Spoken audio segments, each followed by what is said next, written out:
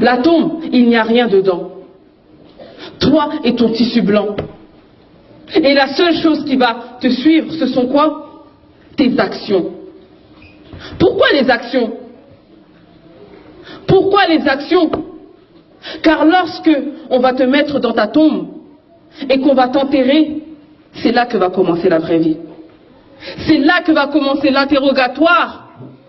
Et c'est là que vont venir deux créatures d'Allah, Munkar et Nakir.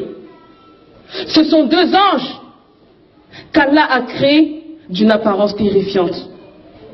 Leur voix est comme le tonnerre et leurs yeux sont comme les éclairs. Et lorsque ces deux anges vont venir à toi, ils vont te poser seulement 3 questions. Ils vont te poser 3 questions. Man Rabbuk? Qui est ton Seigneur? Ma dinuk? Quelle est ta religion? Wa man rasouluk? Et qui est ton messager? Et le prophète alayhi salatu wassalam a dit, dans cette situation, il y aura 2 catégories de personnes. Quant au croyant, il a dit le croyant, il n'a pas dit le musulman. Rien que cette parole doit nous faire peur, car ça veut dire que même nous qui sommes là aujourd'hui, pourtant on est tous musulmans, mais même nous qui sommes là aujourd'hui, peut-être qu'on ne pourra pas répondre à ces questions. Car il a dit le croyant, celui qui aura sacrifié sa vie pour la religion, celui qui aura voyagé à travers les versets coraniques, celui qui avait compris que cette vie n'est rien du tout comparée à celle de l'au-delà, celui qui aura aimé Allah d'un amour sincère, cette personne dira Allah est mon Seigneur. Ensuite ils diront quelle est ta religion?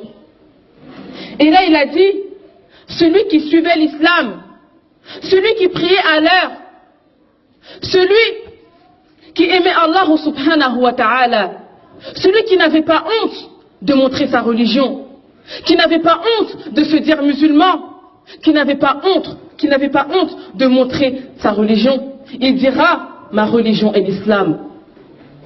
Ensuite ils diront qui est ton messager? Et là le prophète alayhi salatu wassalam il a dit celui qui suivait la sunna du prophète Mohammed sallallahu alayhi wa sallam. Dès qu'il entendait Qala Rasulullah, le messager d'Allah a dit, il obéissait et mettait en pratique ses paroles. Cette personne dira Mohammed sallallahu alayhi wa sallam est mon messager. Allahu Akbar. Et cette personne-là, elle aura réussi.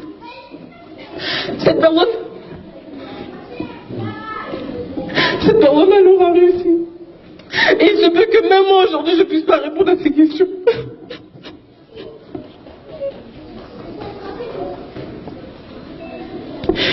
Cette personne-là, elle aura réussi. Et Allah subhanahu wa ta'ala ordonnera à ce qu'on élargisse sa tombe. Et que sa tombe soit une demeure du paradis. Qu'on lui ouvre une porte du paradis. Et à ce moment-là, il sentira l'odeur du paradis. Et cette personne-là, elle aura gagné. Mais le prophète alayhi salatu wassalam,